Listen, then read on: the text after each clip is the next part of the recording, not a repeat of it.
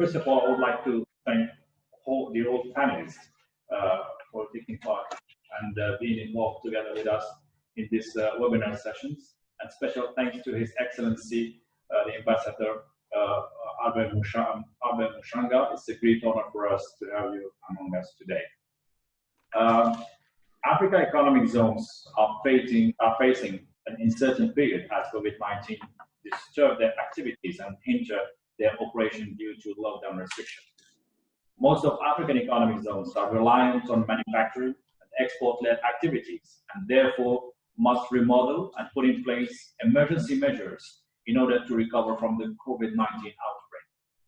This crisis may also be an opportunity to reconsider regional value chains and industrial integration, involving economic zones as a driver to implement new innovative policies. The global pandemic has put the diversification of global value chains as a center stage, and this has an inevitable consequences for economic zones. The new wave of supply chain would provide opportunities to expand into new fields of activities and lead to a new stimulus through attracting new investment and improving market demand. However, this will not be an easy task. Attracting foreign capital to fund current activities or even expansion in the economic zones will be challenging. The African economic zones leader should act in unison to define priorities, identifying joint initiatives in the fight against the economic consequences of the pandemic. The government support through special measures and incentives would be also one of the main triggers to help African economic zones face the COVID-19 issues. Within our organization, we believe that African economic zones could spread to the move to restore economic activity in the wake of COVID-19 based on value chain diversification, regional integration, and investment attraction. Africa Economic Zones organizations remain dedicated to support its members' initiatives and drive projects that could bring added value to policymakers in implementing sustainable strategies for economic zones development. Dear participants, today's webinar sessions aims to raise awarenesses about the COVID-19 crisis and its impacts on economic zones development, bring and share practical solutions designed for the economic zones community, and provide recommendations and showcase best practices. It's a great honor for us to welcome His Excellency Ambassador Albert Mushanga, Commissioner for Trade and Industry of the African Union Commission, who will be sharing the opening remarks of this event. His Excellency is one of the main supporters of AEZO initiatives, and he is also highly involved in the development of economic zones in the continent. Excellency, floor is yours.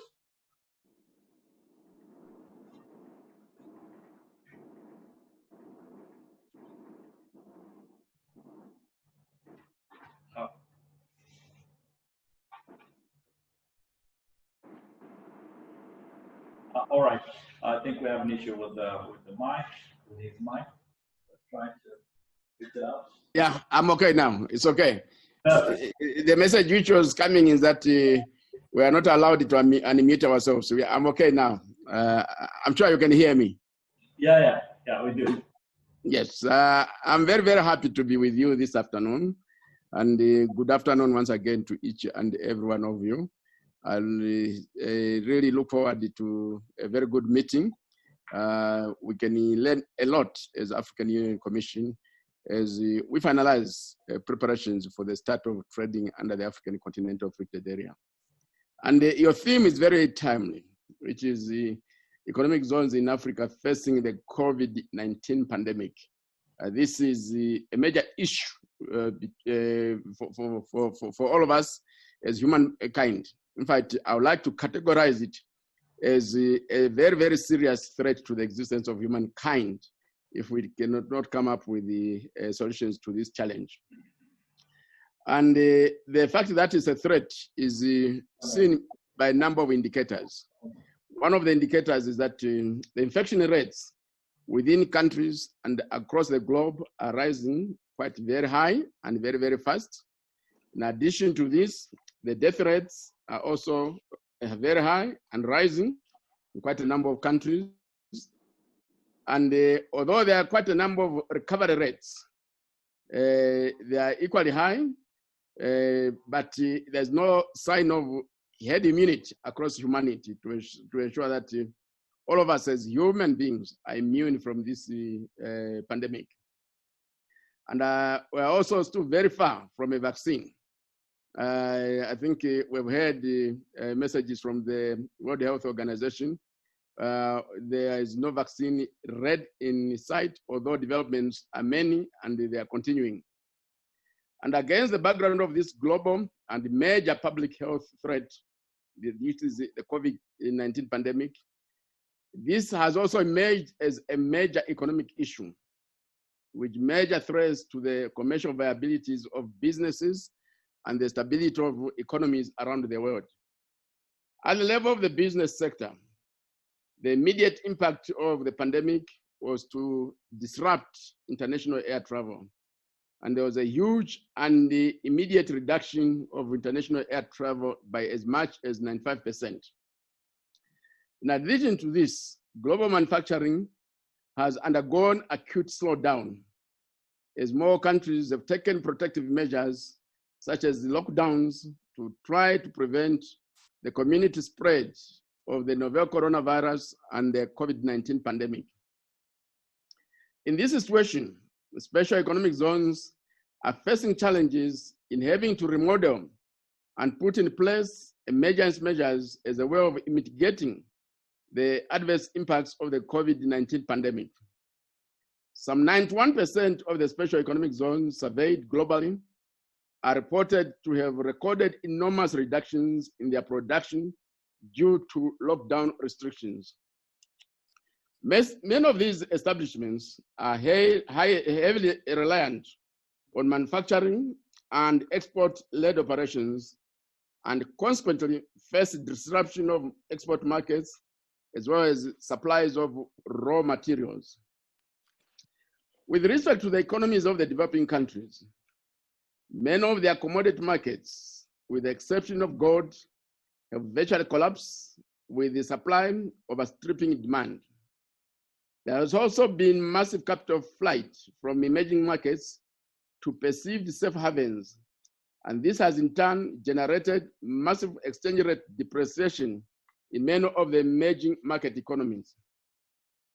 In the face of export revenue losses and exchange rate depreciation, the external debt obligations of many developing countries are becoming difficult to service on time and in full. For many countries, including those in Africa, recessions will soon emerge. And when they do emerge, protectionism will be on the rise. And this is going to translate in further market restrictions and reduced levels of international trade, expected to go down by as much as 13%, if not more. And this is the reality that the Africa Economic Zones Organization is facing with respect to the COVID-19 pandemic. In facing this reality, there's also before you a massive market opening in the shape of the African Continental Free Trade Area. This is a market of 1.27 billion people, and it becomes the third biggest market in the world after China and India. And there's a supply vacuum in this market. We need products made in Africa to cater for this market. Special economic zones can occupy this space by producing for the African Continental Free Trade Area a market with huge potential for growth. For this to be realized, a number of activities need to be undertaken, and I'll briefly touch on a few of these activities. First and foremost, special economic zones can use this opportunity offered by the African Continental Free Trade Area to trigger economic policy reforms focused on accelerated diversification at the production and export levels. You are the agents that can accelerate intra-African trade in value-added products, including personal protective equipment and other medical supplies, required to fight the COVID-19 pandemic. So I urge you to advocate for this policy reform. Secondly, you need to participate in the ongoing consultations focused on developing regulations to facilitate intra-African trade for products from special economic zones. The draft regulations will be considered in the upcoming meetings of the African Continental Free Trade Area negotiation forums that are starting in the next few days. I call on your organization to take part in the development of these guidelines by liaising with your respective national delegations to make inputs. As part of your own inputs, I suggest you build on your agreement that the development of the special economic zones should, where possible and practical, cut across national boundaries so that these arrangements facilitate the development of regional special economic zones. This is fully in line with the program of developing regional value and supply chains, as well as the vision of creating one African market under the African Continental Free Trade Area. From the foregoing, I urge you to ensure that this important issue is adequately covered in the regulations that will facilitate products from the special economic zones to be traded under the African Continental Free Trade Area. Third, and you touched on this in your initial remarks, there's need to mobilize investments. A large market of 1.27 billion people demands equally large-scale investments. In this respect, I urge you to mobilize partners. As you approach them with the message that Africa is the next growth frontier with a young population and an integrating market, offering high rates of return with a reasonable risk, I'm certain the investors will respond positively. Within Africa, there are financing institutions such as the African Export-Import Bank that are ready to cater for the needs of businesses wishing to expand operations across Africa. Fourth, industrialization in Africa will grow on the back of a skilled labor force.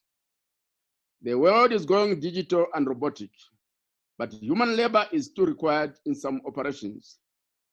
To develop a skilled labor force for accelerated and sustainable industrialization in Africa requires strategic collaboration among the governments, academia, and the private sector to invest in the evolution of establishments dedicated to offering specialized training to the workforce for the manufacturing and agro-processing factories across Africa, including those in the special economic zones. Furthermore, there's need to facilitate the development and sustenance of institutions dedicated to research and development and industrial design in order to generate a steady stream of uniquely African industrial products. Product differentiation is what will make our industrial products attractive and competitive, and the roads towards this goes through research and development and industrial design.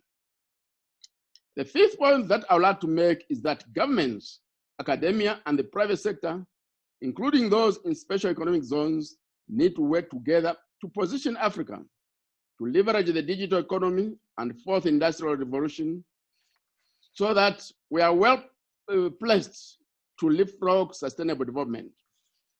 As African Union Commission, we will include this important issue for discussion in the African Union Summit on Industrialization and Economic Diversification, which is planned to be held in Niamey, Nigeria, this coming November.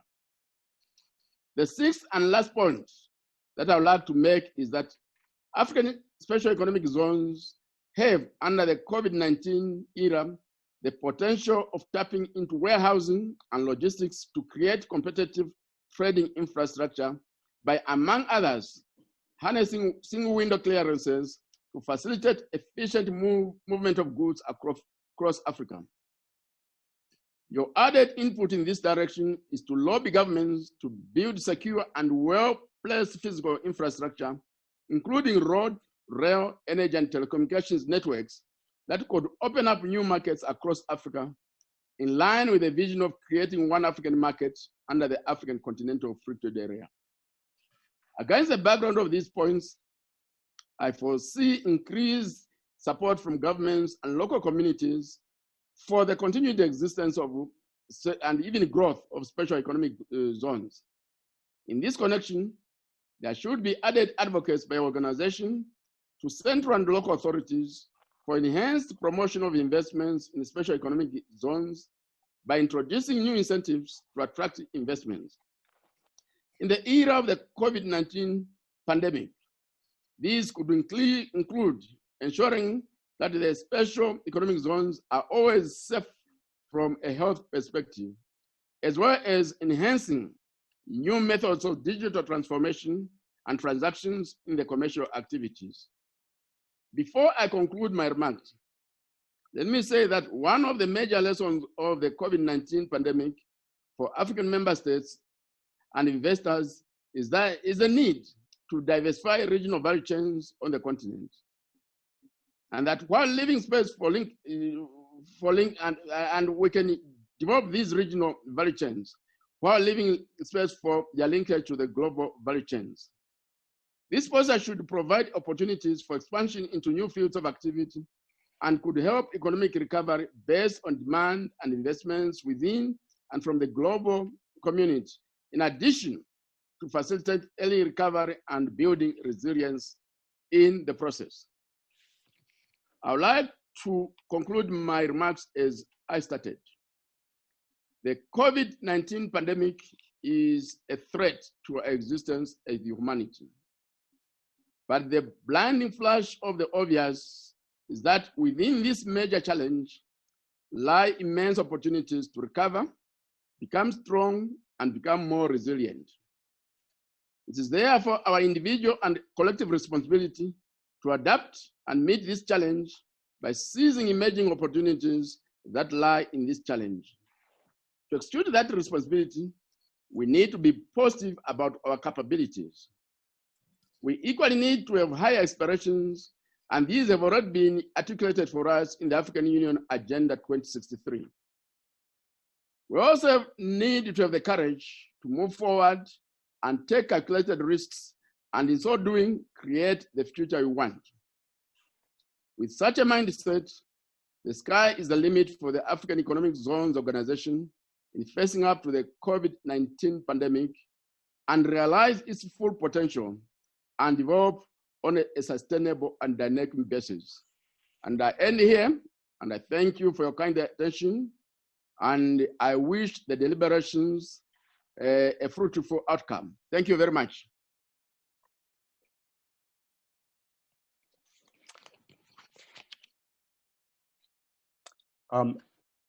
Excellency, thank you. It is Christopher Marks speaking in my capacity as moderator for the next sections of the webinar. I'm very grateful to His Excellency, the Ambassador, not only for laying out a framework for us to follow, but most importantly, as he emphasized, that in the face of a threat, all of us that work on the continent, live on the continent, and care about the continent have a responsibility to look forward and to seize opportunities where they exist, on the policy front, in practical matters, and across the range of issues that managers of economic zones face every single day. The agenda for the rest of the webinar is relatively compact. We will begin right away with our panel discussion. I will introduce my colleagues on the panel in a second. Following the panel, we will have video testimonials, again, emphasizing some of the issues and themes that we have introduced so far today. And then finally, in closing, there'll be a Q&A session. I encourage all participants to look for the Q&R window if you would like to pose questions, which will be gathered towards the end of the session and then posed to my colleagues on the panel. So that is the run of our compact agenda. I will make a brief remark and then introduce my colleagues on the panel, and we will start. Then the comment is picking up where His Excellency, the Ambassador, took us a few minutes ago. And that is about the reality of the dislocation, globally. The World Bank earlier this week released its Global Economic Prospects Report, which globally, of course, revealed the extent of the disruption economically and as well as the potential long tail of recovery with all of the uncertainty that we are well aware of. In the chapter dedicated to the African continent, in keeping with the impact on other parts of the globe, indeed, the compression of economic activity will be unprecedented. Equally, and this picks up again on His Excellency's point, the recovery is expected to be quite sharp. There's uncertainty around these forecasts, which we will discuss on the panel, but certainly given the diversity and the diversification of economic models on the continent, there's every reason to assume that we will find areas for specialization and find ways to recover some of the very positive dynamic that only 4 months ago we were celebrating, both because of strong economic growth across the continent, but equally in terms of broad visionary policy measures, such as the Africa Continental Free Trade Association. Now, with those comments, please allow me to introduce my panel members and start us off on questions. Starting off, we have Dr. Dosina Yeo, who is the head of economic policy and research from the Africa Union Commission. Second, we have Richard Bolwin, who is the director of investment research within the United Nations Conference for Trade and Development, UNCTAD, who's a very close partner of the economic zones for many years. From the World Bank Group and the IFC specifically, we have Gokhan Akinci, who is an investment officer and quite knowledgeable and specialized in the area of these economic zones, who joins us. And finally, Mr. Edem Adzugenu, who comes to us in his capacity as the chairman of the executive committee of the AfroChampions Initiative, but I should say that probably undersells the range of Edem's achievements, and we will ask him to reflect on a number of areas of relevance to our conversation. I will then begin our panel directing my first question to Dr. Yeo, and I hope, Dosina, that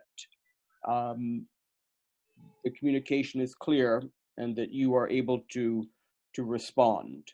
I don't see the video link, I should say. Dr. Yeo has some issues with the internet.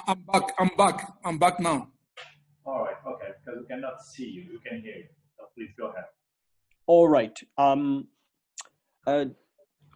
Dosina, if I may, and again, I'd like you to really pick up where His Excellency the Ambassador left off in terms of painting a picture in terms of the economic reality and the context for the African growth agenda, not so much the reality of slowed economic growth and dislocation everywhere, but for the African growth agenda. Please, can you place it in context for us and start our panel off as we reflect on where we can be practical and helpful in our conversations. Thank you. Thank you so much for giving me this opportunity to speak during this conference. As I mentioned by His Excellency Muchanga, the Commissioner for Trade and Industry of the African Union, this is a pleasure for me to share with you my thinking on the economic impact of COVID-19 on Africa and how the growth agenda and understanding this year has been stolen the perspective that we had in the continent. As you are well aware, in Africa was growing impressively over 4%. And Africa was the region where the growth rate was really impressive. We are the second faster economic growth rate in the world after China. So all this impressive growth rate, we were trying to translate it into a really translated to reduce poverty and employment in Africa out of a decade of sustainable economic growth performance and improvement in social sectors.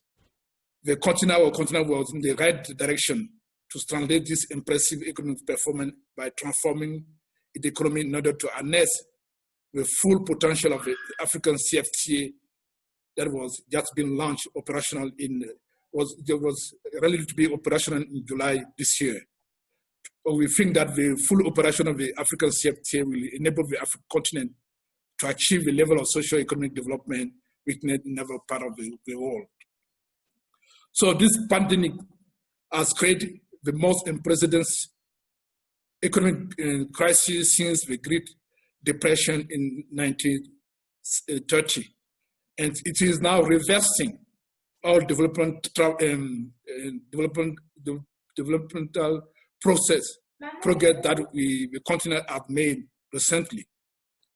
So when it starts like health crisis, it has quickly turned into economic, social, and humanitarian crisis, dropping millions of people's lives that would affecting poor household and damaging formal and informal business on the continent.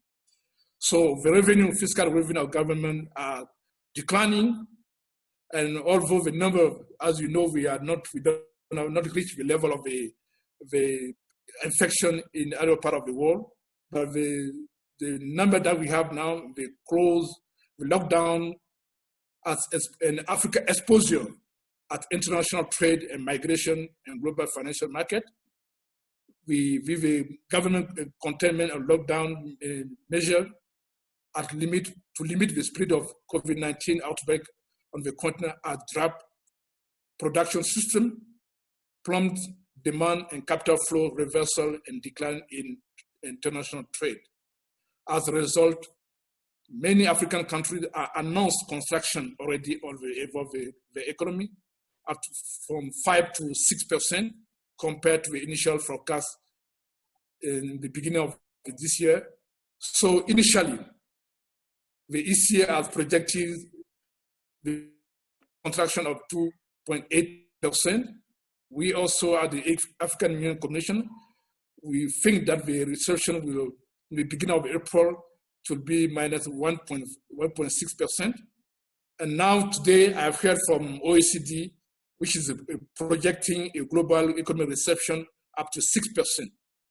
So as Africa, we think that that really will affect the continent and measures need to be taken to mitigate the impact. All producers, for example, in African countries like Nigeria, Angola, we witness a really fail of the inflow of the fiscal revenues, the low of the prices, coupled with the disruption of the large producer, are facing now around 20. We lost around 20 billion or more in oil value, so which is projected a decline in the economy. And we think that poverty, other indicator where Africa was improving, poverty will be very high, and employment also will reach around 20 million of formal jobs and employed in the continent. So all this, the commissioner also mentioned it. The airline we are losing because we are closed down, we are locked down. Tourist sector is also projected to get a contraction of about 7%. And we know if Africa had to face all these mitigation measures we have taken, lowering of the interest rates from central bank, and also a fiscal stimulus, and also to finance health issues, social spending. Africa, with a decline of revenue, Africa had no option to borrow money, which will increase Africa already debt level. So that's why we are calling from internal partner.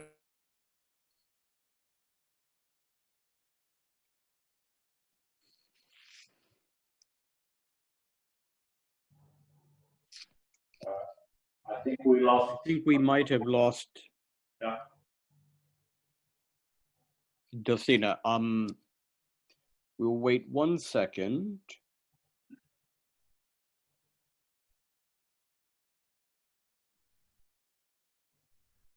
I think we can. Tosina, are you back?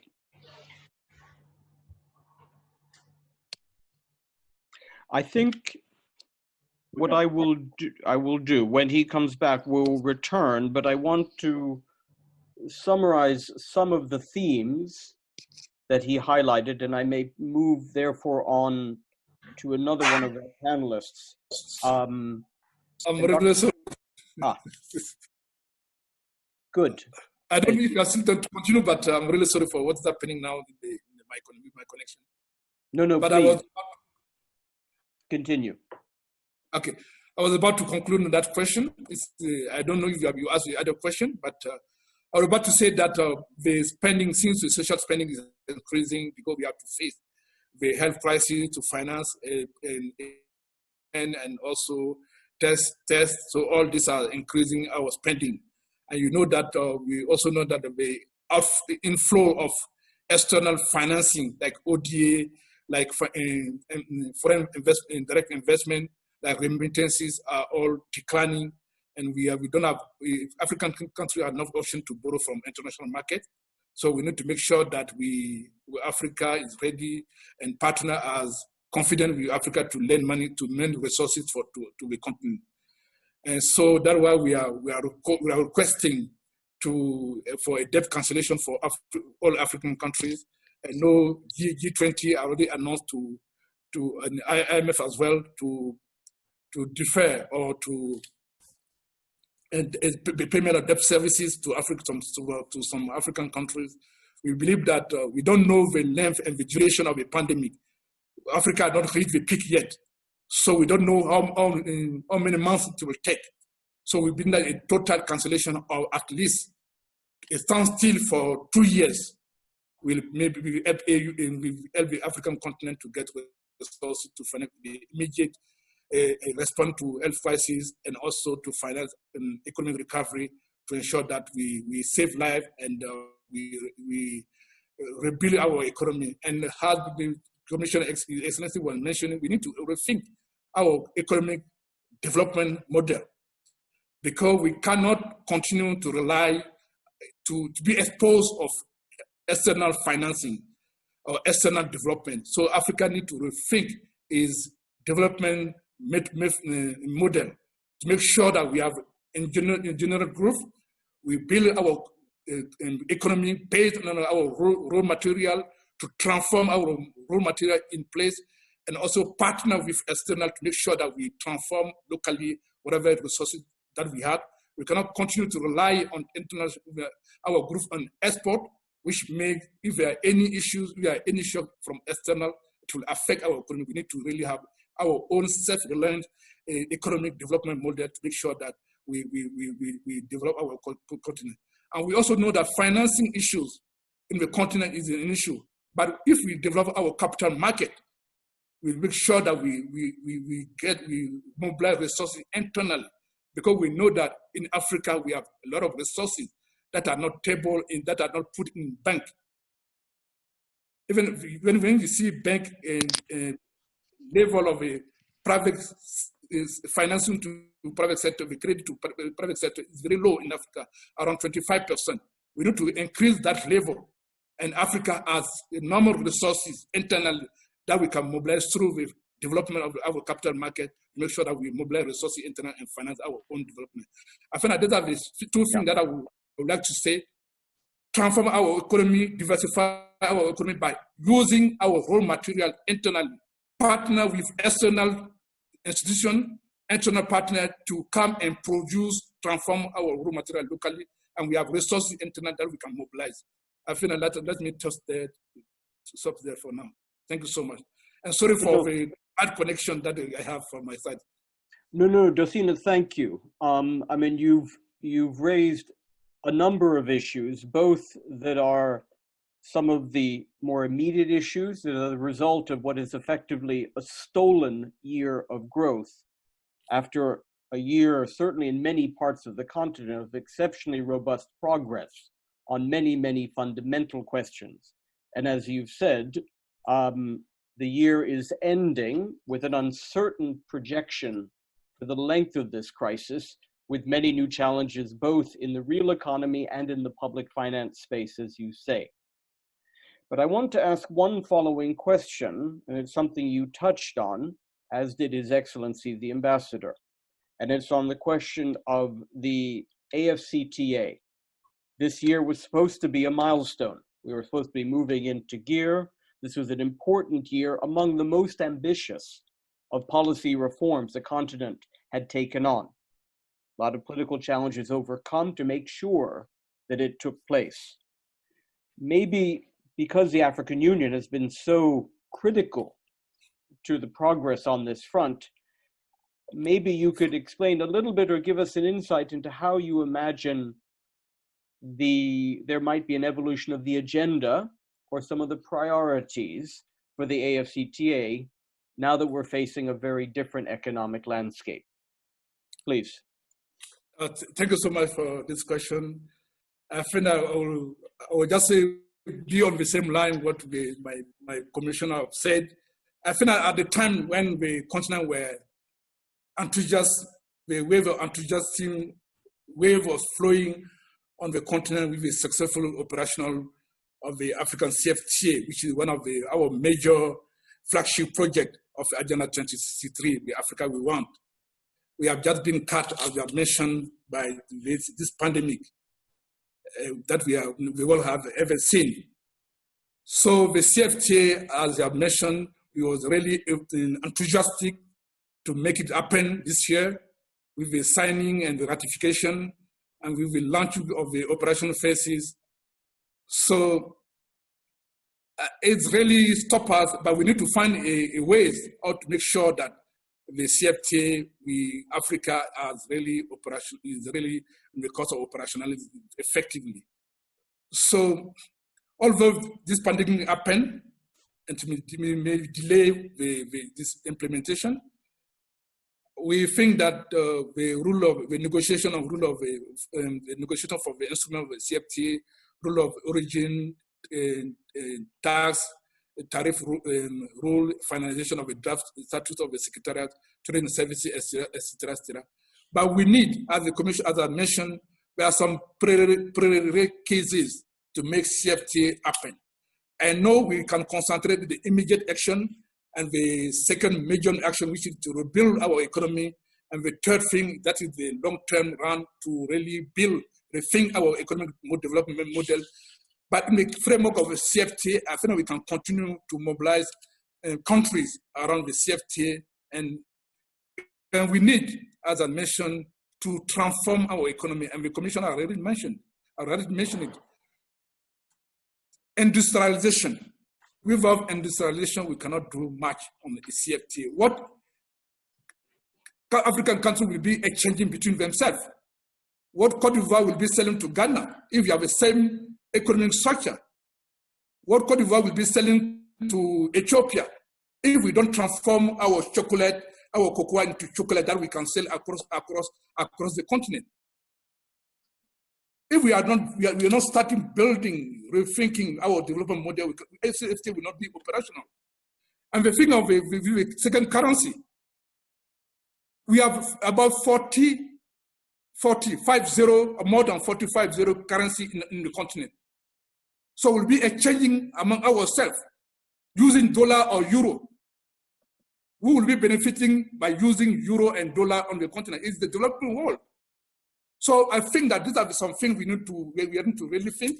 CFTA is the important step, but transforming our raw material, making sure that this happens, we are transforming, we are able to sell among ourselves, and also the issue of payment system and currency in which we'll be exchanging ourselves. I think that these are the key to make CFTA a successful agenda for the continent, and also create growth and create jobs that millions of African countries, African youth are not being employed. You know that African youth, out of university, we have about 12 million every year. And only 4 million are getting employed every year. So that left with 8 million African youth with employment. So entrepreneurship for them to self-employ themselves, to transform our raw material, to make sure that we produce ourselves so that we're able to exchange ourselves. And these are the things that we need to do. And I think that the Commissioner have said it right. The next summit in November, we'll discuss about industrialization. And from our side, from Economic Affairs Department, we are just being appointed, the president of Ghana, which is Your Excellency Nana Addo-Kufuor, have been appointed AU champion of the creation, the setting up the African financial institution. We believe that with his leadership, political leadership, we'll be able to mobilize all African leaders to make sure that we really move one step toward the establishment of the African Central Bank and the integration of African financial system to make sure that we exchange among ourselves. We're using our payment system, our currency together as Africa to make sure that we really achieve the level of development we want, as we have seen in every part of the world. Thank you so much for giving me the floor. Thank you very much. Et pour les écouteurs en français, on m'avait demandé de faire un petit sommaire très vite. En fait, le docteur Yo, en fait, qui vient de nous, de l'Union africaine, avait parlé en fait de la contraction économique que souffert le continent. C'est une année perdue après plein de croissance et diversification d'ailleurs des économies. Le docteur Yo a mis en fait l'accent sur les questions de transformation et les impératifs pour les pays, en fait, et réagir de façon très positive et proactive pour, en fait, prendre avantage des contraintes qu'on observe actuellement. Parlons surtout, en fait, de l'agrément sur des échanges commerciaux à travers le continent et l'importance, lorsqu'il y aura un sommet qui vient cet été à Niamey, en fait, de reprendre l'initiative vis-à-vis le AfCFTA. Thank you very much, Dr. Yo, for covering a very broad range of economic topics and highlighting the basic challenges of transformation the continent has to take in hand. Richard, if I may shift gears from macro to trade. Now, it is an obvious statement that one of the most salient features that we have lived through over the past 4 months has been the dislocation of global trade and supply chains. Perhaps I'd ask you equally to both paint from your perspective a picture of the state of the new landscape and then begin to start to take us closer to the questions that touch on the continent and of course on the position of the economic zones that are trying to face up to this new landscape. Please. Thank you very much, Chris. And thank you to AEZO and my fellow panelists for this very interesting webinar and for inviting me to participate. Let me get to your question. We had, well, all the previous speakers already stated we're in the middle of a global crisis. We have slightly better projections or slightly less worse projections for developing countries in Africa than for the developed countries. But really, if you take their starting point with high growth rates for Africa and almost zero growth in some developed countries, the impact is pretty much globally the same. You mentioned it's a stolen year of growth, a very good expression. You may have seen the various special issues of our Global Investment Trends Monitor that we brought out, and we made a projection for this year of -30% to -40% of global foreign direct investment. And we actually now believe that this is not just 1 year of stolen growth, but it could well be 2. The reason for that being that foreign direct investment usually responds to a demand shock with a delay. And normally when we have a big global recession like the one we had in 2008, the impact on FDI comes a little bit later. The trough for global investment was in 2009, 2010. In this particular case, because of the mechanics of the coronavirus caused crisis, the impact is immediate. That's because of the supply chain impact. You mentioned the disruption to global trade. Everyone has felt that right from the start. The physical closures of businesses. So So the shock this time around comes immediately in this year, if only even because a big chunk of global foreign direct investment is reinvested earnings. If we don't have earnings this year, then we won't have reinvested earnings. So that's why this year we see an immediate shock. But to expect that the effect is going to be different from last time, from previous crises, is too much to ask. We think that the demand shock will still work through next year. So for me, 1 year of stolen growth, maybe when it comes to GDP, hopefully when it comes to GDP, but when it comes to investment and when it comes to international production, we might be in a pickle for slightly longer. Now, we all know about the short-term impacts. We've talked about it. The immediate supply chain disruption, even when it just started in China and Asia. The type of policy impacts that we've seen that are hopefully temporary arrangements, short-term trade restrictions, the type of measures we've seen taken on essential goods and personal protection equipment, etc. But let me try and place it in a longer-term framework for a second. And here I would just like to point out that this crisis hits us at a moment when we're just entering a new decade. And over the course of the last decade, we've seen a couple of trends that were just starting to reach boiling point in 2020. The first one being on the technology front, the Industry 4.0 or New Industrial Revolution, whichever way you'd like to call it, the digital economy and the adoption of digital technologies in global supply chains. But also, increasing economic nationalism, protectionism, the trade war, all of these were coming in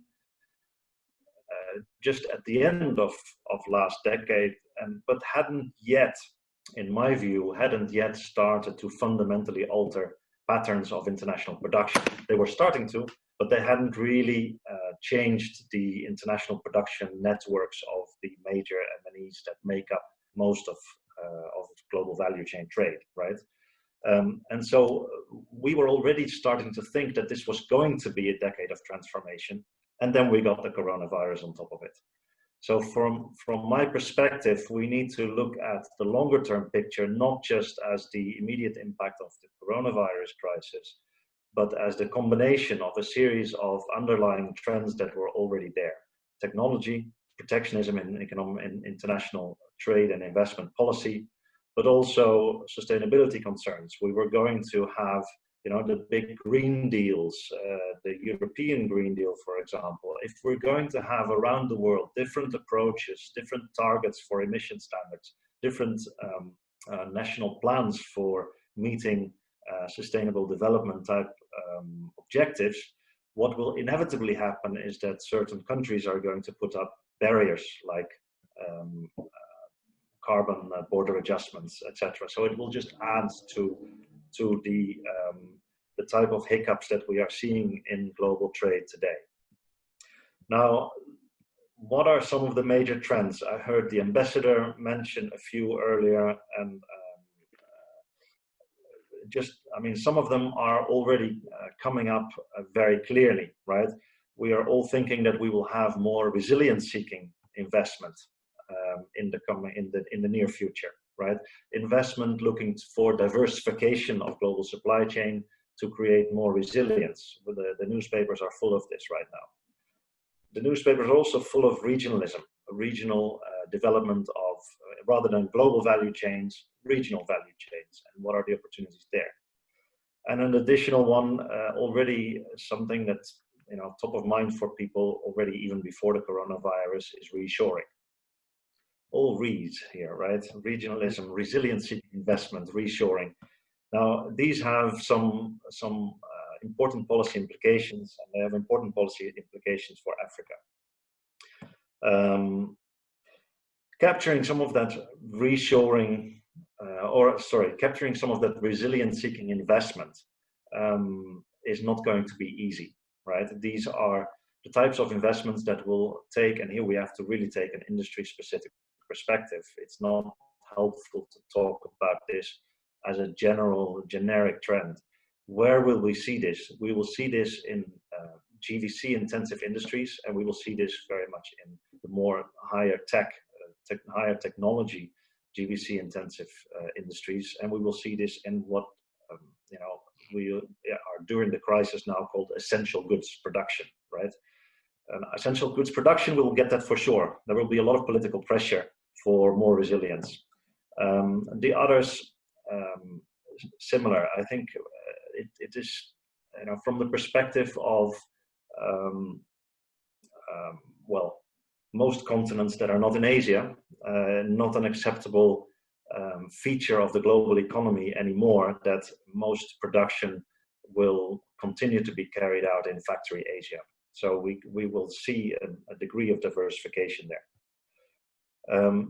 Regionalism is not so automatic, and it is not automatic as a strategy for industrial policy, as a strategy for special economic zones for all industries. I think here we're talking mostly about what I call regional processing industries, right? Food and beverage, some of the chemicals industries. It is not a strategy that you would immediately see at the later stages of global value chains in the higher technology GVC intensive industries. You see, and these are industries that are closer to natural resources, closer to the early stages of value chain, and not necessarily towards the later stages of global value chains, right? Regionalism can also be, I think some of the previous speakers, including the ambassador, mentioned this. This is really an important opportunity for Africa with the current integration efforts, but it is not an important opportunity across all industries. Then the last one I mentioned, reshoring. What's the reaction there? I mean, the closest we can get to turning that into something good for us, good for Africa, would be nearshoring. Avoiding reshoring and getting to nearshoring. That means creeping closer to, I guess, Europe, right? And it of course depends on economic ties that exist in different countries across Africa with different major global trading blocks. And we've seen a number of initiatives last year even with, well, we know the Chinese initiative, but we also know now the UK initiative, the Russian initiatives, the US initiatives to try and get closer economic cooperation with Africa. It's people outside of Africa are seeing the interest in this. And I think this is an opportunity to perhaps turn reshoring into nearshoring, and there may be some investment attraction opportunities there. Chris, if you'll allow me, can I move straight on to further policy implications that I see? So I may be using up all my speaking time right in one go. No. This is it's very compelling, Richard. Please continue. And I would just ask, as you step into the implications question, and I think particularly referring to the regionalism that you referred to, and potentially the nearshoring notion, whether for the colleagues from the African Union who've referenced several times the Continental Free Trade Agreement, whether there are also implications for these colleagues. You may have had that on your agenda already, but just wanted to put it into your inbox, please. Yeah. The way I see it from a longer term perspective, so we really should be careful not to look at it just as the COVID-19 impact. We really need to look at it from the bigger picture perspective and the already ongoing trends of digitalization, digital supply chains, Industry 4.0, automation in some of the more high-tech GVC intensive industries, the sustainability trends. We need to put all of it together. And the way I see it, there's a couple of, you could call it a shift in the sort of investment for development paradigm. I don't like the word paradigm, but forgive me for this instance. And so I see that, we're moving from a situation where most industrial policies on the continent and in AEZs, well, AEZs are an expression of those industrial policies, move from a heavy focus on export only to something that cannot just be export oriented, right? It's about, there's a degree of rebalancing that has to take place towards growth based on services, even domestic services, growth based on regional demand. So I think that's one. And it's a shift from really looking to attract mostly what we call efficiency seeking investment, i.e. investment just seeking low labor costs in certain stages of global value chains, to regional market seeking investment. A shift from a focus on narrow GVC tasks, so segments of GVCs. We've been saying for years that it is easier for developing countries to perhaps get some level of development by focusing on a very specific task. And I think that needs to shift. We need to shift away from that. We need to shift towards building a broader industrial base, because there is simply less of that type of investment going around. Don't forget that if you look at the last 5 to 7 years of greenfield manufacturing investment projects, they were already structurally lower for the last 5 to 7 years than in the previous 5 years, right? So there is a downward trend in that. And if there isn't enough of that type of investment to go around for everyone, we need to think of what are the alternative opportunities, and they exist, but we cannot find them if we continue to look for just narrow GVC task investment.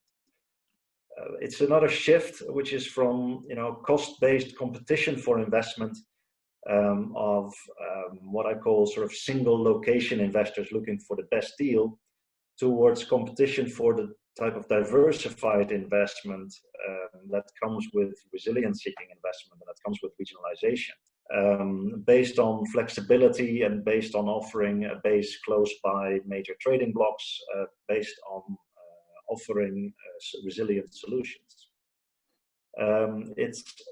It's a shift maybe also from almost an exclusive attention to trying to attract investment in large-scale industrial investment, towards also making some room for smaller scale investment and for services, right? And that might require a whole different setup, a whole different type of infrastructure provision in SEZs.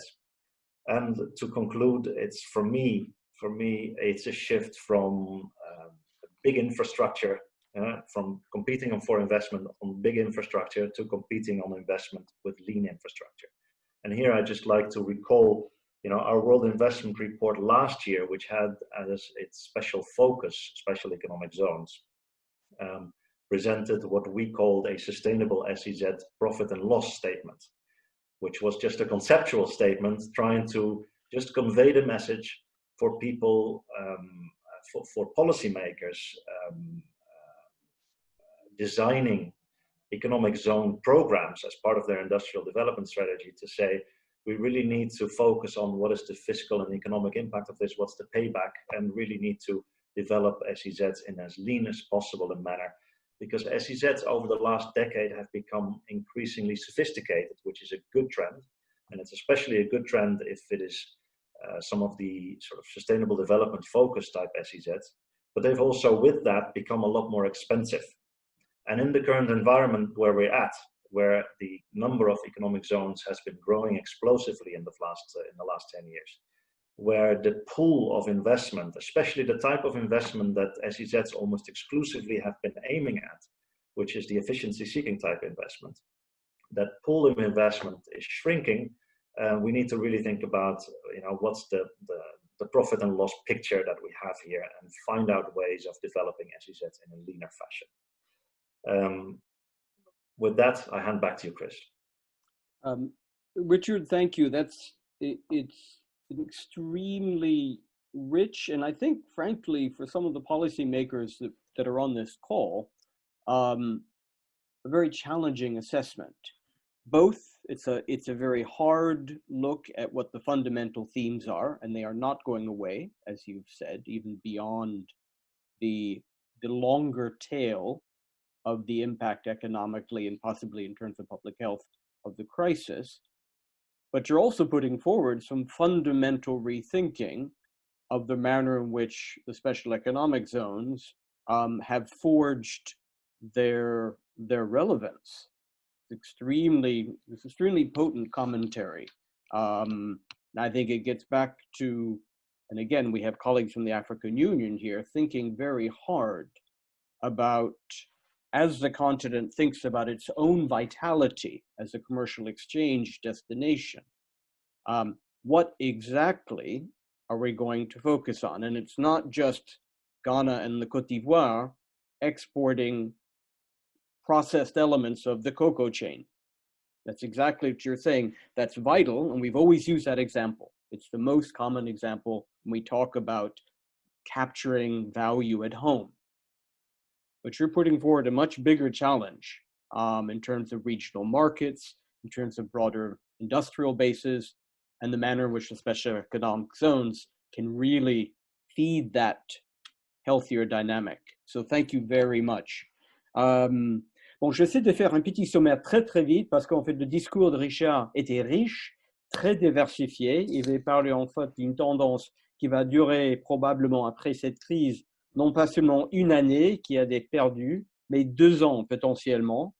D'ailleurs, il va parler en fait des grandes tendances à travers le globe en termes de régionalisation. En fait, l'impératif, il y a moins de, en fait, malheureusement, d'échanges commerciaux sur le plan global. L'importance de ce qu'on appelle reshoring, c'est-à-dire la production qui reste sur le plan domestique ou dans une région, au lieu en fait de sourcer en fait le supply chain sur le plan international, avec des implications très importantes pour le continent africain. Et plus important, les questions de résilience et soutenabilité. En fait, qu'est-ce qui sert exactement les investissements les plus importants et les plus utiles dans cette période de transformation, en fait, des flux internationaux et des échanges commerciaux. En fait, c'était très important. Nous parlons également des shifts, des transformations, changements de cap en termes de priorité, en termes d'investissement, et les façons dans lesquelles les zones économiques réagissent pour capter de meilleure façon, en fait, ces changements de cap. Thank you, Richard. I don't think I did justice to your intervention in my few sentences in French, but I hope colleagues have captured an element. Gökhan, Richard's intervention has given us quite a menu to look at, and I think certainly in your role as an expert advisory colleague, working in a very practical manner with a lot of the economic zones that we've evoked in our conversation. As you think yourself about how to help some of the zones be resilient, be sustainable, and capture the new definition of value, what are some of the insights and priorities that you'd like to evoke to start us off on your intervention, please?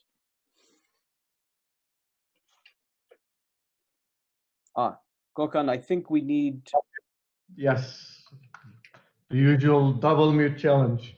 First of all, good morning and good afternoon, everybody. It's a pleasure to be part of this discussion. And thank you, Chris. I think these uncertain times actually are also a great opportunity and push for us to take a step back and really look at what has already been happening globally and what has been happening in Africa, to challenge ourselves to actually look at the new model of AEZOs in Africa to respond to global trends, not just COVID-19. But this actually provides the additional impetus, I think, to do that.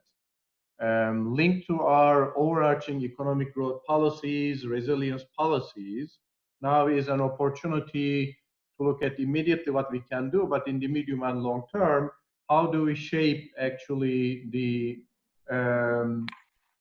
approach we have taken in Africa to zones? If I look at zones, they have gone through, I would say, zones 1.0, 2.0, and now into 3.0, what I had started calling several years ago in my presentations. And in Africa, most of the zones are EPZs still stuck in the 1.0 approach. Some countries definitely have moved, are moving into 2.0 and 3.0, but this is when I think we need to take a full step back and focus less on the hard infrastructure and focus on more the ecosystem, the soft infrastructure of what needs to be done, what makes these work as a growth instrument. And that's, I think, where we need to focus more and more. So looking at that, actually, as part of overarching strategies we have, it's important to look at how do we develop clear vision and objectives, including crisis response, but also mainly focusing on changing our mindset to investor servicing, including immediate and short to medium term responses on to ongoing trends, Richard also mentioned, and also, of course, COVID-19 impact. And in that sense, how do we develop an effective ecosystem of soft infrastructure?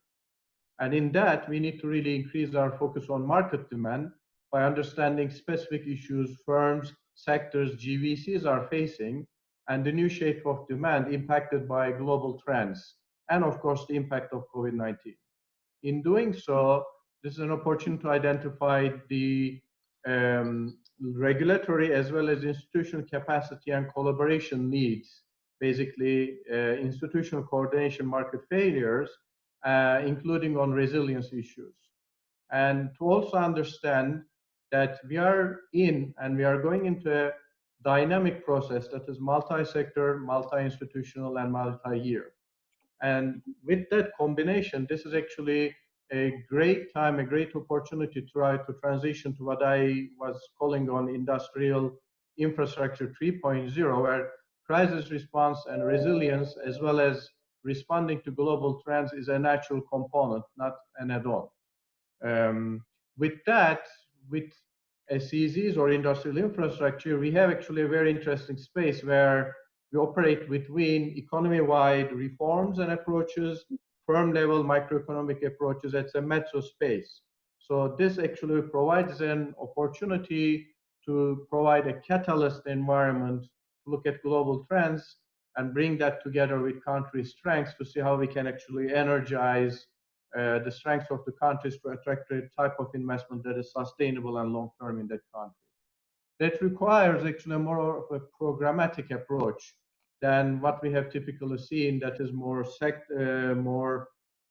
opportunity or FDI or location-focused, basically, approach around most of the globe and especially in Africa. And that requires looking at and developing an overarching competitiveness strategy and collaboration and integration beyond zones, and building the necessary institutional capacity to catalyze innovative approaches. And that actually goes across many departments, from customs to skills development to linkages to gender initiatives to providing the right type of utilities, infrastructure, logistics, making sure we understand what are the trends in disruptive technology and digital platforms, looking at climate competitiveness to address climate change, and better land use, urban planning, and integration with those regimes, among several others. In doing that, I fully agree with Richard. There are a lot of trends that we need to look at. I presented, I think, this a few years back in the World Free Zone Organization meeting. There are a number of common trends that we need to look at in terms of China's restructuring and rebalancing, end of commodity super cycle, changing of global value chains and how they operate, urbanization and growing middle class, climate change and its impact on sectors, on how sectors work, how market demand works, disruptive technology, change in trends, Industry 4.0, increased focus on skills. And that actually requires us now to ask hard questions for each of the policymakers in each of our countries in Africa to say, what are the value chains that are challenged the most, and which ones provide the most opportunity for the country and regional context, and why? And then really understanding in detail, doing research with what we have in the country and looking at market demands globally, as Richard and others mentioned, on what are the specific actual and future market challenges and opportunities we will need to be responding to, and understanding impact opportunities well through detailed search, and making sure that these are viable opportunities that are based on market demand. They have a strong ERR and IRR. And then based on that, can we retool to focus on the immediate opportunities, also maybe COVID-19, on PPP, nearshoring, like Richard mentioned. One of the key issues and opportunities for zones is the ability to address some of the key market failures in that metro space. So once we understand those challenges, we need to figure out what are the market failures the ecosystem should tackle, and which parts of that ecosystem can tackle it in the most effective way, and what are the most appropriate hard and soft economic tools to address those specific market failures. and looking at the essential ecosystem characteristics of this industrial infrastructure 3.0 system, soft as well as hard, designed for basically addressing the current trends in GVCs in the region, in the country as well, and the basically response to COVID and post-COVID specific context that will yield the expected benefits. In that sense, we need to look at also, I think, how do we maximize the relevant and existing institutional capacity and coordination? And what are the innovation mechanisms we may need to integrate to this? How do we best integrate into local communities from physical planning, healthcare, social and gender perspective? How do we maximize, for example, facilitating transfer of skills, management know-how and technology, and really understand what are the disruptive trends and technologies that may impact our strategy in the medium or long term, and actually really adapt ourselves frequently, not really have one strategy and continue on it for 3, 5, 10 years, but frequently look at what are the issues in the market, what are changing in global trends in FDI and in the local and domestic investment, and really fine-tuning our strategy as frequently as needed by markets and market demands. I think I'm going to stop here given the time we are, and then maybe focus on next phase of the discussion. Thank you. Yeah, thank you, Gökhan. I'm encouraged by the organizers. Unfortunately, what we might do is move on, and then during Q&A, might come back to some other themes. Je résume très vite d'ailleurs, en fait, les commentaires avaient pas en fait une réorientation concernant le conseil auprès des zones économiques pour répondre plus directement à la demande du marché, d'abord, et adopter, en fait, dans le même esprit, en fait, que le commentateur précédent, d'une approche plus large, en termes, une approche programmatique, et d'ailleurs, dans le même contexte d'une approche plus large, de mettre l'accent sur la collaboration entre zones et également entre le gouvernement, pour répondre effectivement en termes de soutenabilité et résilience dans le contexte de la crise. Thank you, Gökhan, as well, for taking Richard's comments and really starting to nail them in some ways to the vision that you've laid out in terms of industrial response 3.0, as you say, with the broader programmatic imperatives and really the exigencies of greater collaboration. We will move now to Edem, please. And in the same spirit, Edem, we're moving again down to the very practical level of advice for colleagues from the economic zones that are with us. And I suppose there are two areas that I was hoping you could reflect on. That from the perspective of the managers of the zones and their partners, and thinking equally of what the colleagues have said to us about changing requirements for where value will be found, where medium-term resilience might be found, for the economic zones as they interact with governments who are keen to support investments, infrastructure, public support, how might zones most effectively capture that support? And equally, knowing that you have a background equally in public health management, for the near-term recommendations, practical recommendations for zones in terms of making the best of what they can do in the face of what will be probably a slow recovery out of this current public health crisis. So I've given you a big menu, and I hope that's all right. Thank you very much. No, thanks for the menu and the smorgasbord.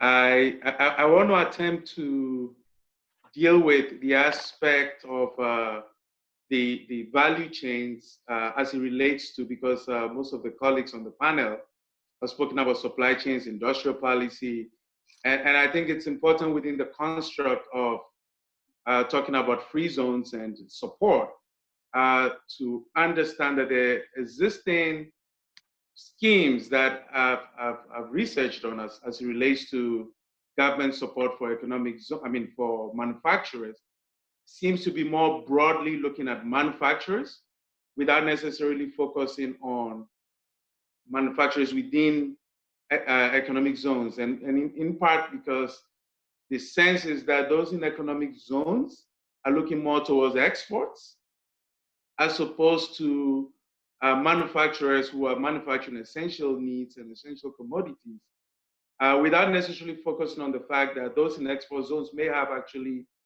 more capacity in terms of the industrial capacities within the value chains to be able to produce the face masks, for example, the sanitizers, and all of the things that are required now for economic activity, because of the sense that those in economic zones are looking more towards exports. So in summary, what I'm saying is, yes, there's some support going towards manufacturers, in terms of, even when you look at the pandemic trade and impact mitigation fund that the AfroExim Bank put together for TIMFA.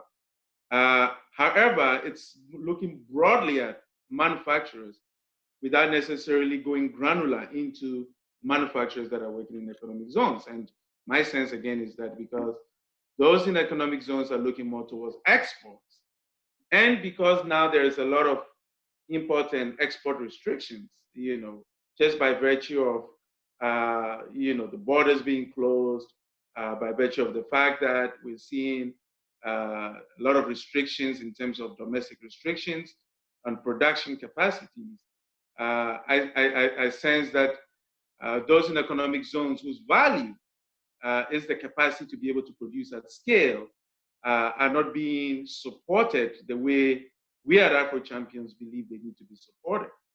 Which brings me to another point, which is that there will be and may need to be a need to look at the policies, and I think Richard spoke about that in detail, to look at if their sense is now that we need to regionalize and localize, how do we ensure that these economic zones are not focusing on just global exports, but are looking more within exports and imports within the continent, as opposed to just global.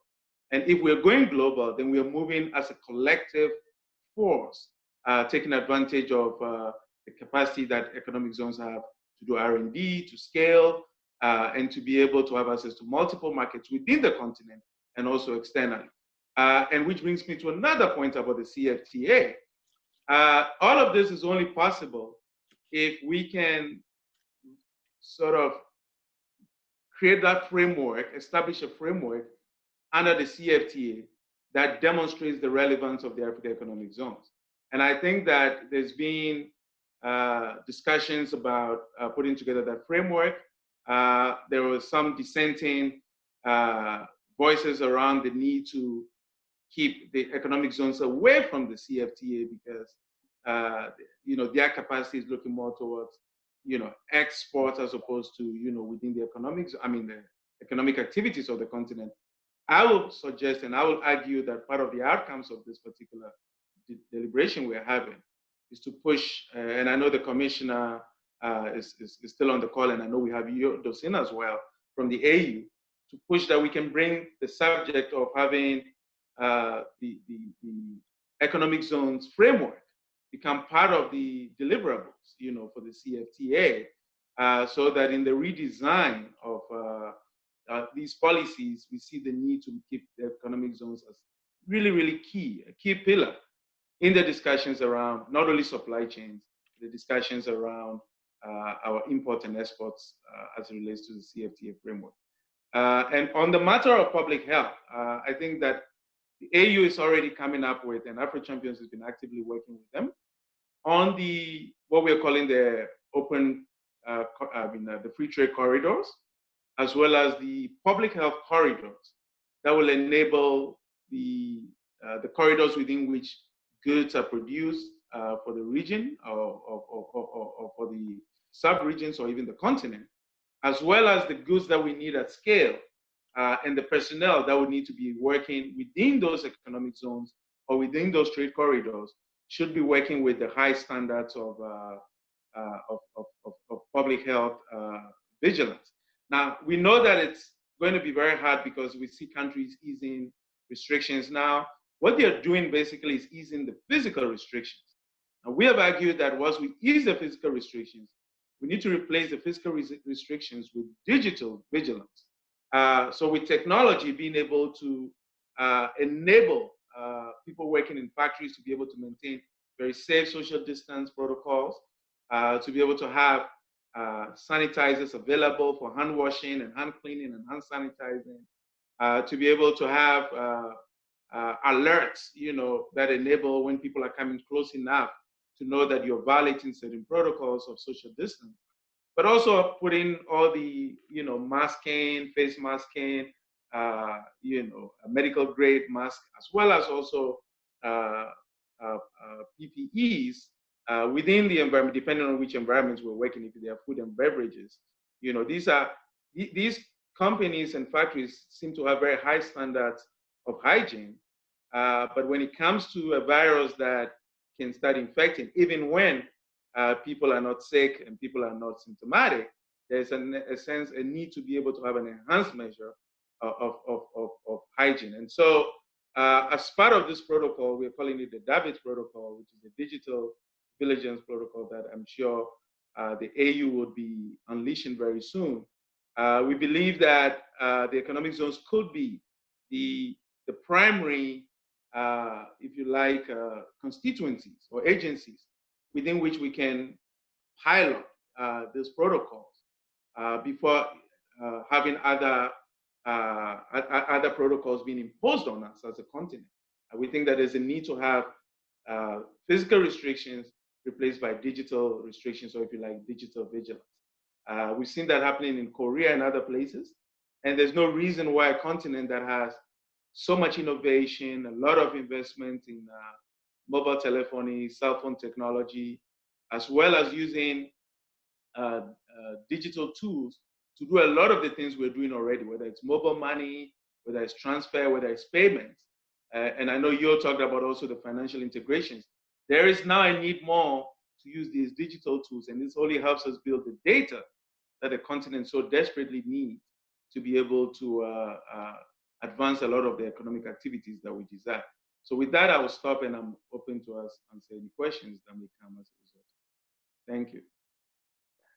Adam, thank you. I'm really grateful for what it's a very clear and robust set of priorities, and I notably will put the emphasis on the challenge you're thrown out to the African Union, and equally for the economic zones, that as there is a re-anchoring of the AfCFTA, the relationship, as you say, between the AfCFTA and the economic zones in the context of what might be an evolution of the basic paradigm, we will have to use that word, from global export orientation to regionalization and localization, as you've said.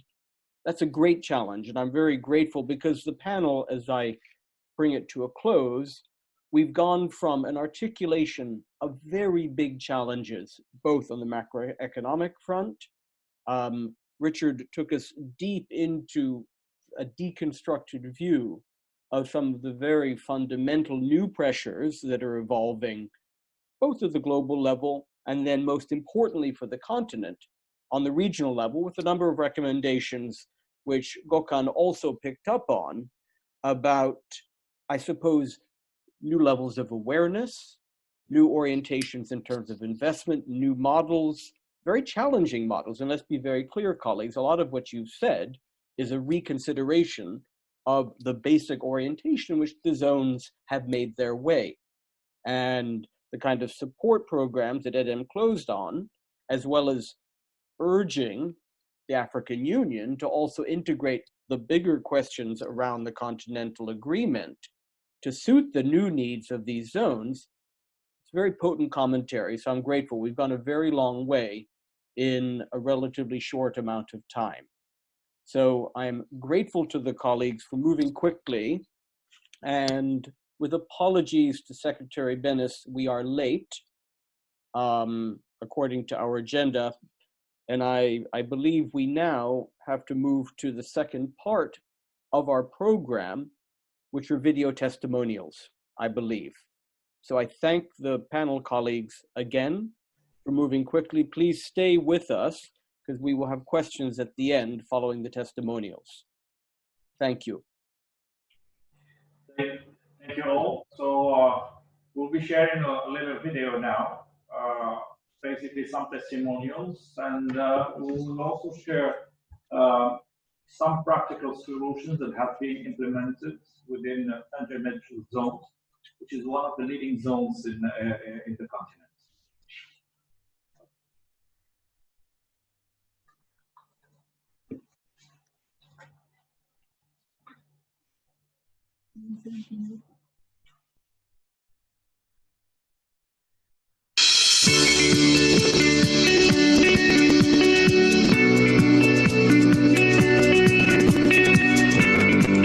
The COVID-19 pandemic constitutes an unprecedented challenge with very severe socio-economic consequences.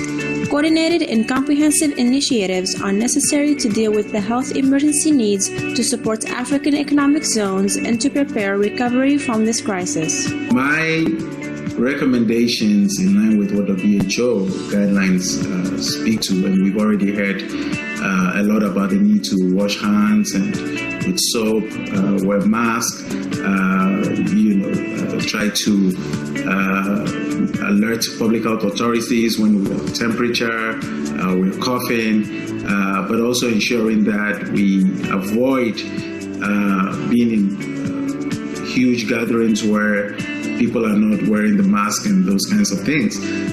So as useful as those are, now that we're opening up the countries, and also opening up factories and also economic zones, there's a need to also put in place the bio-screening and biosurveillance mechanisms.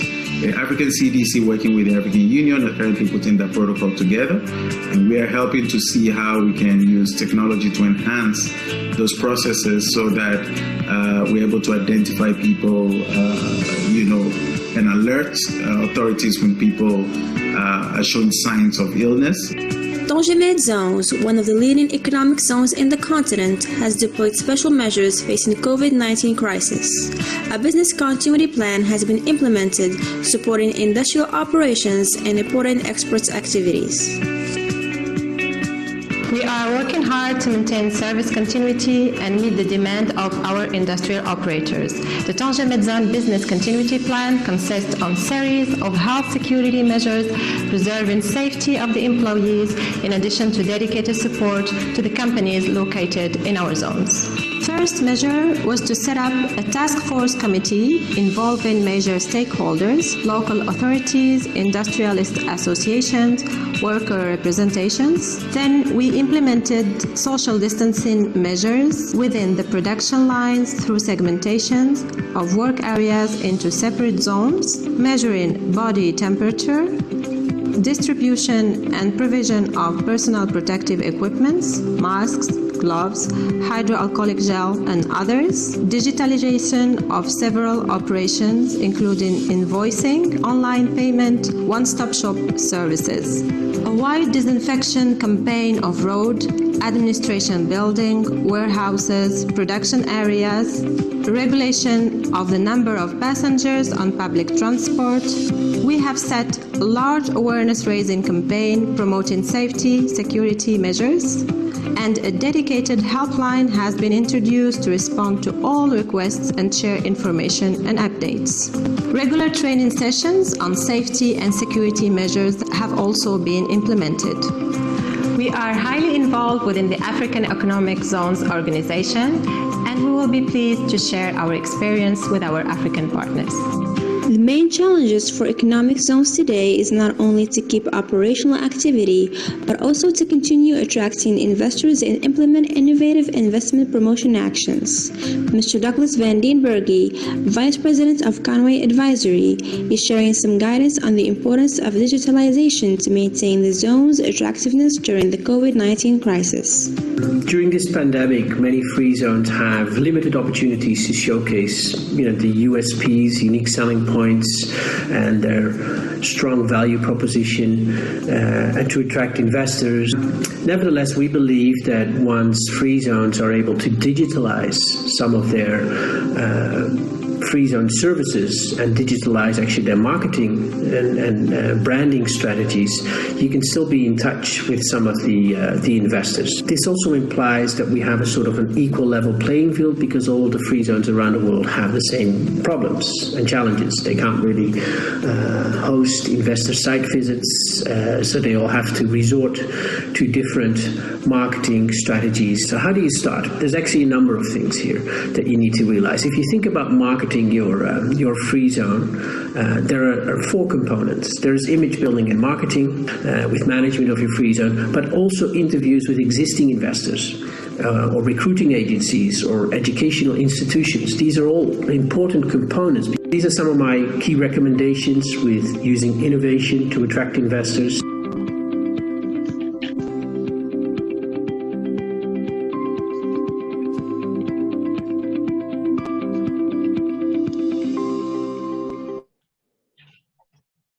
Here we are. It was a little video that we tried to share with you, just to give you some insight and highlights on what's going on.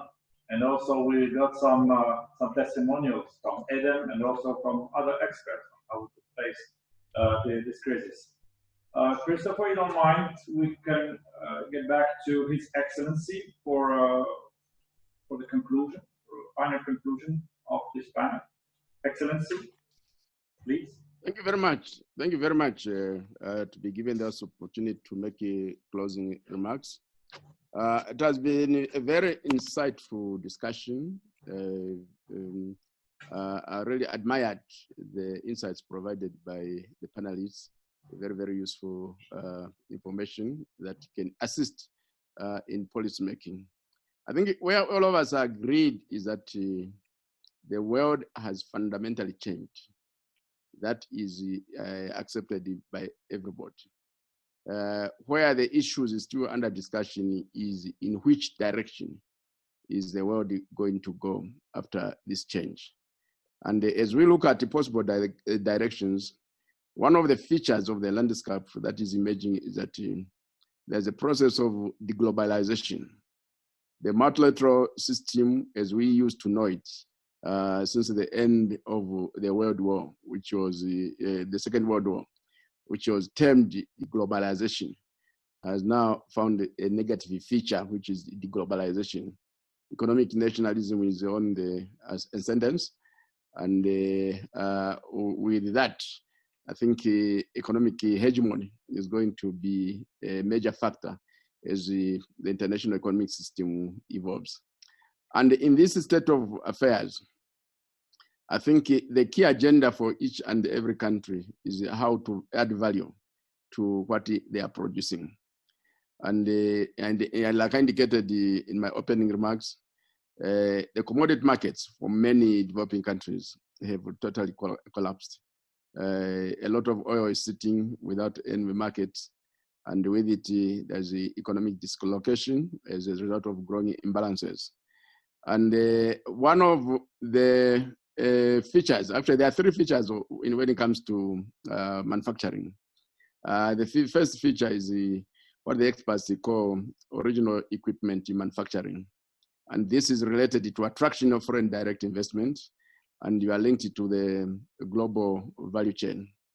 Now, when you are in that, you are at the lower end of the global value chain. And if you try to upgrade, then you get in trouble with the original equipment suppliers or manufacturers on intellectual property issues. So at the end of the day, if you cannot toe the line, then the relationship breaks up. And these original equipment manufacturers are always on the lookout for where there is a lower labor cost, and they can relocate and leave you in time. So that's when you come to the next stage, which is the original design manufacture, where you come up with your own products. And this is where the importance of research and development comes in, so that you come up with very unique products where you cannot be accused of infringing intellectual property rights, and later you upgrade it to original branding manufacturing, where the name of your product through very effective marketing becomes known worldwide, and you use that knowledge to upgrade. So these are some of the realities that are facing Africa, and we really have to address these things head on. The world as we know it has gone, and it will not come back. And like I indicated, it's our responsibility to ensure that we build a stake out of this changing world. And there's one issue which is, I think, is already on the agenda of the African Continental Free Trade Area Negotiating Forum. And this issue is the issue of where do we place the special economic zones in the African Continental Free Trade Area. The member states have agreed that we need draft guidelines.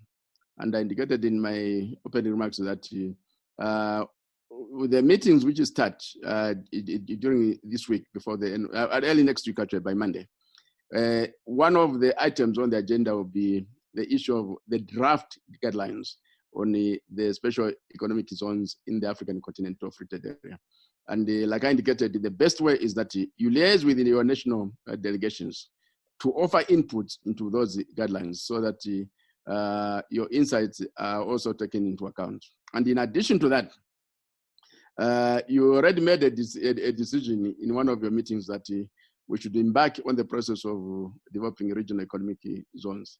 That is very, very special economic zones. That is very, very much in order.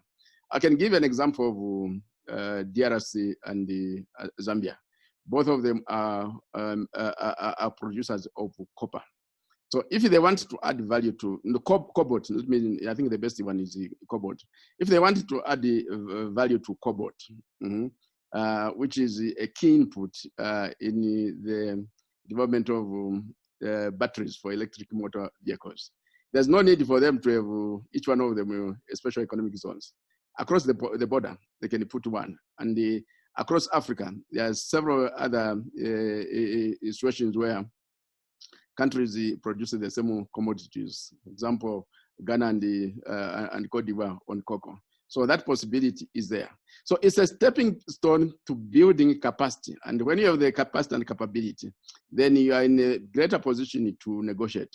But if you go with your partners from a point of weakness, then you get being dictated to and still remain at the lower end of the value chain. So it has been a very, very useful meeting. We've learned quite a lot. I think all of us have agreed that the world has changed, and the new agenda is to build resilience so that you are able to meet future challenges. So we look forward to all of you coming up, especially the organizers, coming up with a short report so that you can circulate it and we can share it with the rest of the team. I was looking at the list of participants, very, very good, which means that there was a lot of interest in the meeting. So once again, thank you very much, and keep safe and keep well. Bye-bye. Thank you so much. Thank you so much, Excellency. As you truly said, we have more than 300 participants today who are following this webinar sessions. That shows the interest on the topic, and also on the importance of using economic zones as one of the triggers to recover from this crisis. If you allow me, Christopher, we can start with the Q&A sessions. But the questions that we received comes from different countries, because we have followers from Brazil, we have followers from, of course, from different countries in Africa, almost 70 countries. I mean, the 300 participants are representing today more than 70 countries. So it becomes a kind of a global seminar today, and we're quite happy with that. So, Christopher, there were one issue that wasn't, let's say, really discussed during the panel. It's the measures that could be undertaken for the benefits and designed to the companies that are located in the economic zone. And I take the opportunity of having among us Dr. Mubarak Low, who is a chief economist and who is one of our experts, who will be sharing some statements on how we could support companies that are located in economic zones in the country. Dr. Mubarak, do you hear us? Thank you very much. I will try to speak in French, maybe for our colleagues speaking French. Donc, je suis au Sénégal. Afterward, I will summarize in English what I have said. Moi, je suis au Sénégal, donc je voulais juste donner, disons, l'exemple du Sénégal en termes d'aménagement qui a été accordé pour les entreprises de la zone pour faire face à Covid. Parce que comme quand vous avez Covid, vous ne pouvez plus exporter. Aujourd'hui, les marchés d'exportation sont complètement défigurés. Les échanges sont difficiles, même si le port fonctionne, mais aujourd'hui, c'est très difficile de s'approvisionner, notamment en Asie, et ensuite de vendre sur le marché international. Au niveau régional aussi, les frontières sont fermées. Et vous savez que le commerce sous-régional fonctionne beaucoup avec le transport routier. Et aujourd'hui, c'est impossible de quitter le Sénégal, d'aller au Mali ou en Côte d'Ivoire. Et donc, ce qui a été fait, c'est que le gouvernement a permis aux entreprises de la zone de pouvoir vendre au niveau national l'ensemble de la production, ce qui n'était pas permis avant parce que vous savez que dans les zones, on vous permet parfois 15%, parfois jusqu'à 50%, mais pas au-delà. Et donc, l'État a permis aux entreprises de vendre sur le marché national. Deuxièmement, les entreprises de la zone aussi se sont réorganisées. Il y a des entreprises qui faisaient de la confection avant, des habits, et qui se sont tournées maintenant vers le masque. Bon, on a des entreprises qui ne font que des masques aujourd'hui et qui font de grands chiffres d'affaires, ce qui permet de remplir, disons, pratiquement tous les besoins du pays en masques.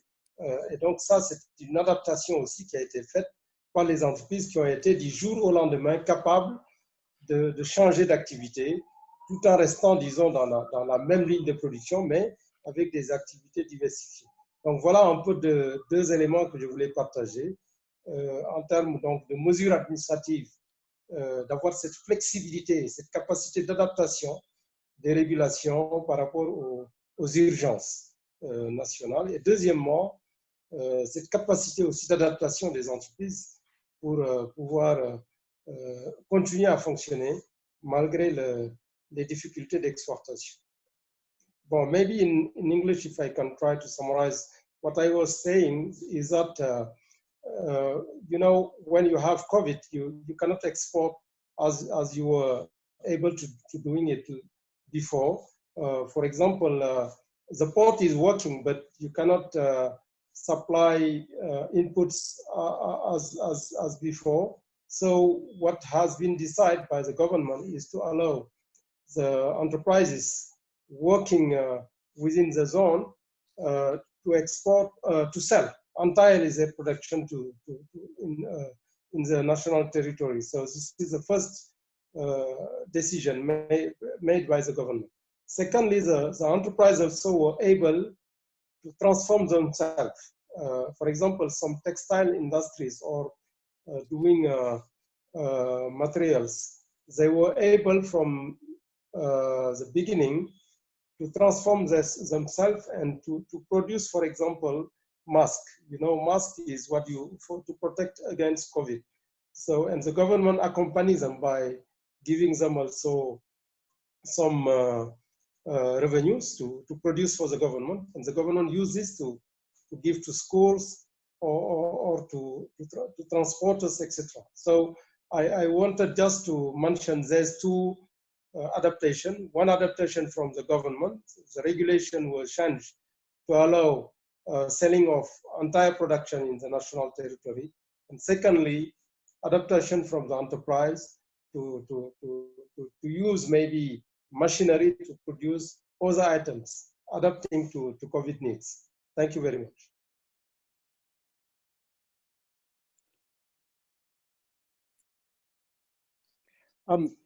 Actually, Dr. Lo, I will take advantage of your presence and your good example from Senegal of adaptation. Do you believe those kinds of changes will sustain themselves? Are we seeing potentially a new kind of opportunity set for those producers? Because that's exactly the logic that our colleagues were talking about. There are new dynamics, new opportunities. The need for personal protective equipment is not going to go away, unfortunately, for the next year or longer. Do you imagine those changes will sustain themselves? No, you know, my own belief, and I express it within AEZO. I have done some seminar with AEZO, and my proposal was to change the logic of the economic zone. For me, the economic zone is not a free trade zone.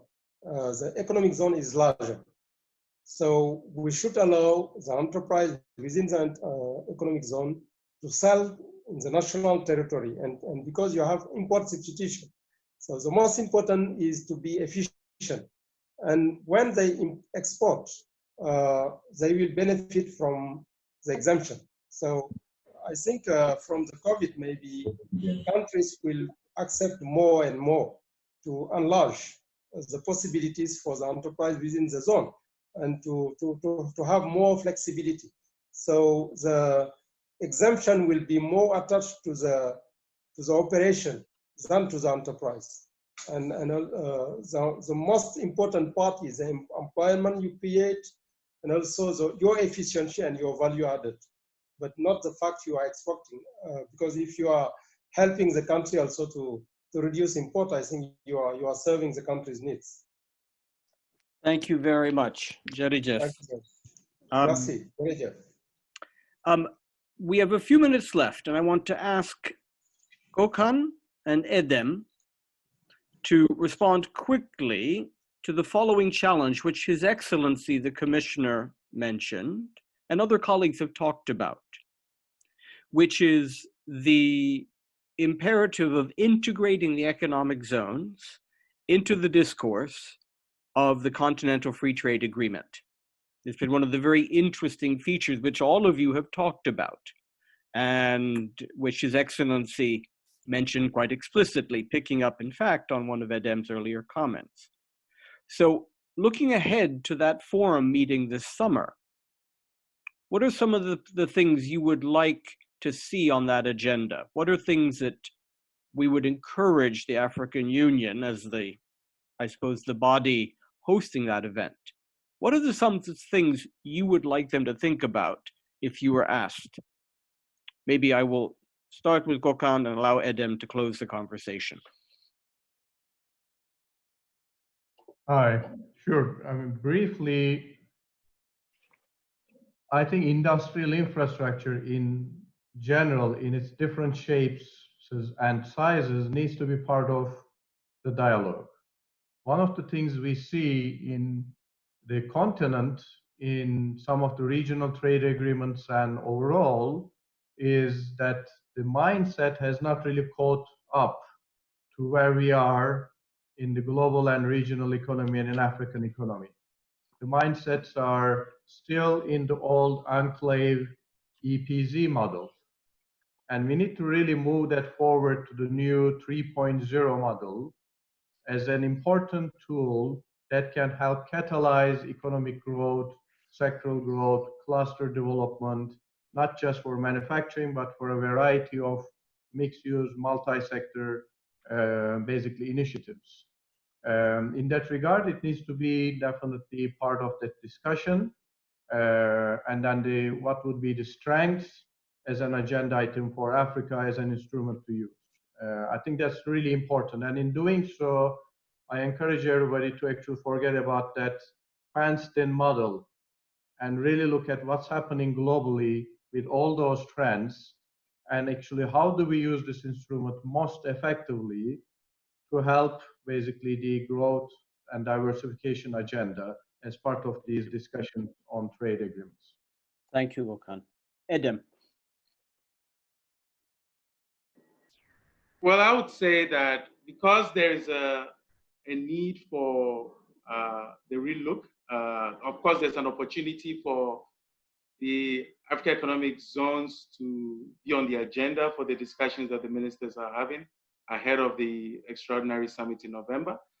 And also because there's been an initial concern about economic zones, having more privileges beyond other manufacturers, simply because of some of the incentives and the tax incentives and other things that economic zones benefit from. And because they are more focused around exports, there were concerns that maybe they should be kept outside of the agreement. I think what COVID has done is reinforced the need for economic zones to be seen as the anchor within the agreement. And if the guidelines that are necessary to enable free zones be able to participate within the agreement and also give value to the agreement, I would suggest that we channel a lot of the efforts towards influencing the direction of that discussion and putting together the guidelines. And it will be guidelines looking at, arguments around scale, R&D, the interlinkage between economic zones within countries, and the ecosystem within which these, economic groups pan out. So we may be a bit strategic in zoning various regions on the continent in terms of the resources and the competences that they bring to bear for the needs that the continent has for its 1.2 billion people. And finally, ensuring also that in this design, we don't forget that the need for the ecosystem is important, because if governments are giving support to individual companies and factories and various companies, but the value chains and supply chains, for example, if I'm trying to give support to a cocoa production company or somebody who's making products in Baobab, say Baobab ice cream, but the raw material comes from another country, but the borders are closed, it doesn't help. So you may give a lot of money to one company, but the infrastructure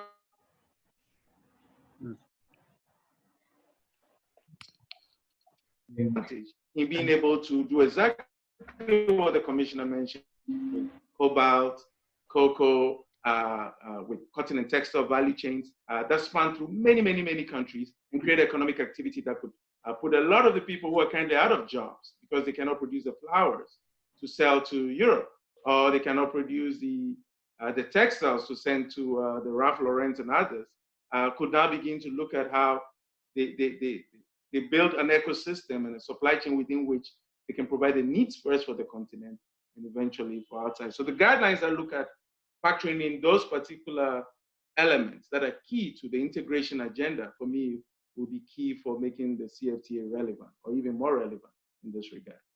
Thank you. Thank you, both of you.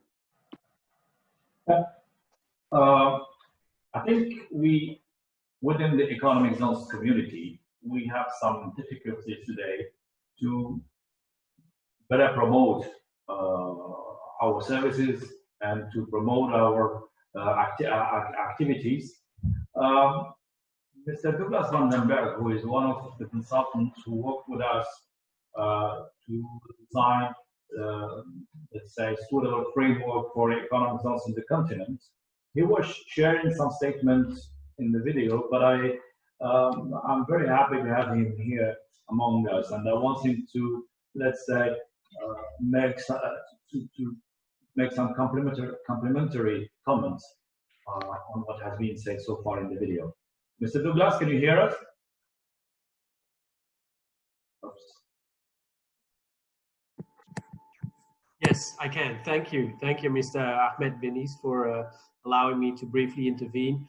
I think I've been able to sum up quite a lot of things in the video about how we more or less see how free zones, economic zones in Africa, but globally, can sort of benefit from some of the digitalization that's already taking place. And in fact, this webinars and the webinars we've all been attending are examples of that and testimonials of that. I think what I've been trying to convey as a main message is that economic zones, in terms of marketing and investor attraction can continue to do so during this pandemic or even the post-pandemic phase. It's a sort of optimistic message using some of the digital tools that we have at our disposal, like social media, but also the websites, podcast, YouTube. You can sort of, as an economic zone where you categorize your investor attraction and marketing activities, ranging from awareness to attraction to investor targeting, and then facilitating investors to actually set up their activities within your free zone. Many of those activities can be digitalized, and there's ways to do that. In the intervention or video, I've briefly summed up a number of things that can be done. So it's actually an encouragement for many of the free zone policymakers and also for the operational people to continue to, and some of them have done so very successfully already, to not sit still and actually develop some of the innovations and the tools that you can actually use and are at your disposal at relatively low costs to continue to attract investment and to keep the marketing and awareness and image building of your free zones and economic zones going. Actually, that was my main message.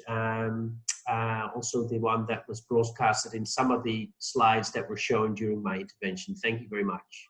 Thank you, Douglas, for this practical solutions that could be easily implemented within the economic system. Christopher, is there any additional questions that we can share with the panelists and with the audience? No, I think we have only 2 to 3 minutes. Huh? Yeah, I think we're coming to a close, and I think to summarize a few points, because as I said at the end of our panel, I think for all the participants, because we're together in this venture, really, the distance that we've covered in this short conversation from the 5 points that His Excellency, the Commissioner, laid out for us at the very beginning, and have run all the way down, thinking of Douglas's comments at the end just now, to very tangible, practical matters. What I take away from our conversation is, as always on the continent, is a point of hopeful expectation. Times are very hard. There's no question. The next 12 to 18 months are going to be extremely complicated for citizens, for public finance officials, and for managers who have made enormous investments to produce, frankly, production systems that were at the very point of a very powerful takeoff, and now, as we've said, have had this year stolen from them. But equally, and I think one of the conclusions that I've been most satisfied with, and that is captured in some of the questions which we've answered at the very end here, and also it was laid up in many ways by His Excellency, about the prospect of new directions for the economic zones, to take good advantage where they can of new conditions, and equally to anchor some of these new priorities in the higher policy framework represented by the African Continental Free Trade Agreement. It's extremely positive, and I think it leads us, which is why I asked the questions of Gökhan and Edem at the end, to think, what is that agenda? It's extremely important for the zones to find their new vitality. And I think, Ahmed, at the end, I will pass back to you exactly in the spirit to say thank you from all of us to AEZO, because it is only through the collaboration, we've heard the word collaboration a lot today, all the way through, that a lot of this common learning and reaching out for support and partnering, it's only effective based on the kind of organization that you put together. So thank you very much.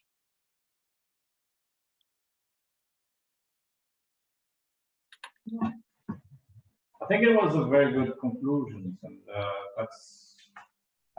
that lead us to end up our session. There were a little survey that has been shared with the participants. I don't know if the panelists have any additional comment to say before we close. Colleagues, the floor is open.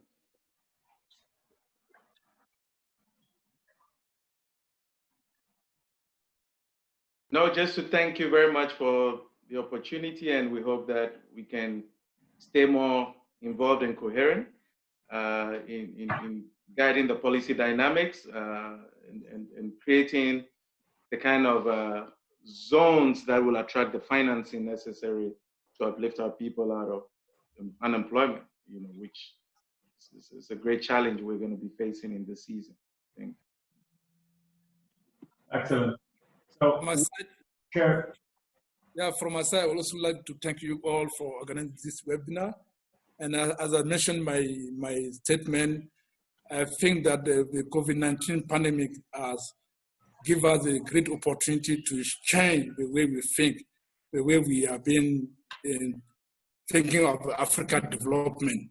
We need to really have a new development model that we use internal resources. And we think that the economic zone can really play a great role in this to transform our raw material diversification of our economy, to make sure that our economy is self-reliant on our own.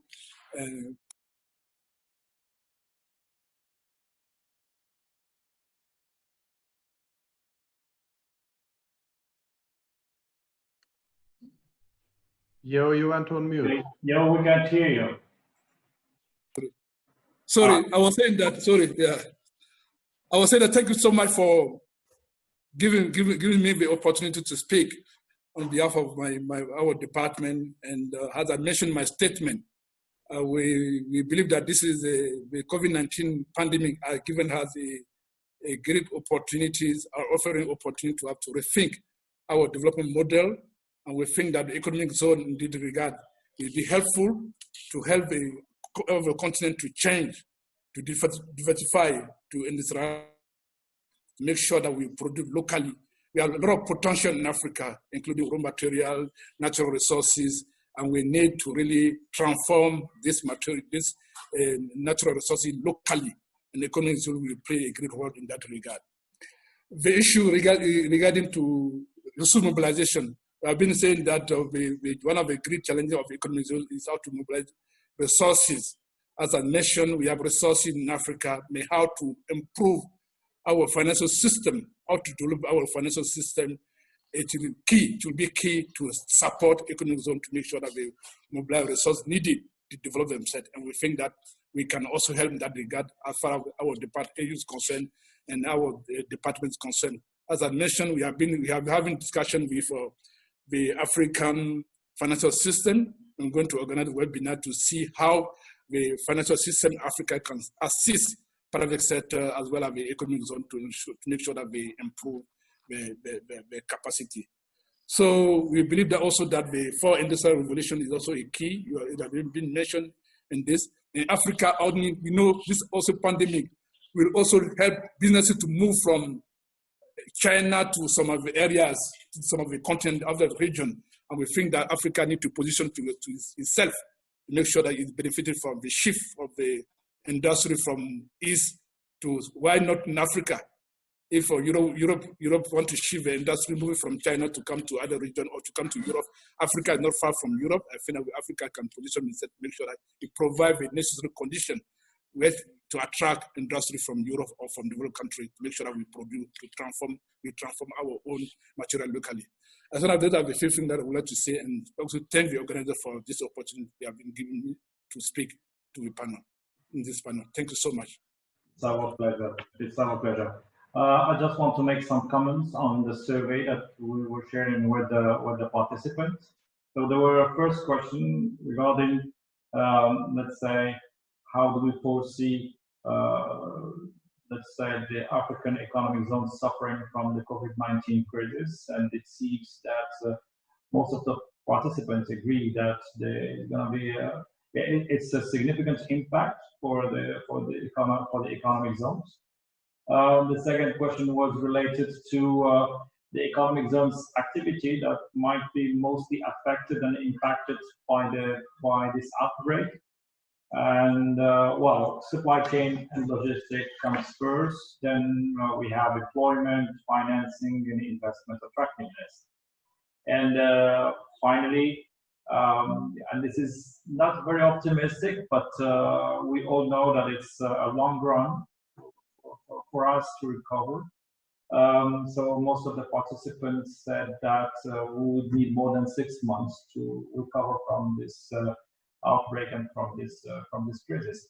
But I hope that with all what has been discussed so far today, we have a better view on how we could recover from this crisis.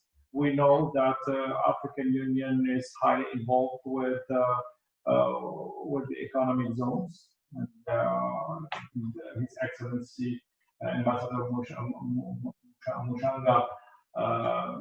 mentioned that. So he is highly involved in supporting economic zones initiatives, and of course, other organizations are also very supportive, sharing ideas, and also let's say trying to offer good conditions for African economic zones in the continent to recover and to keep continuity of operations, and of course keep attracting investment.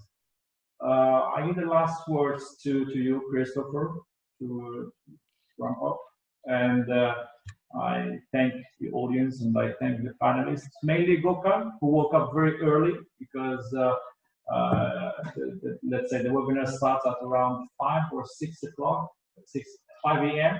his time. So thank you, Gokhan, for being always involved with us. Thank you so much.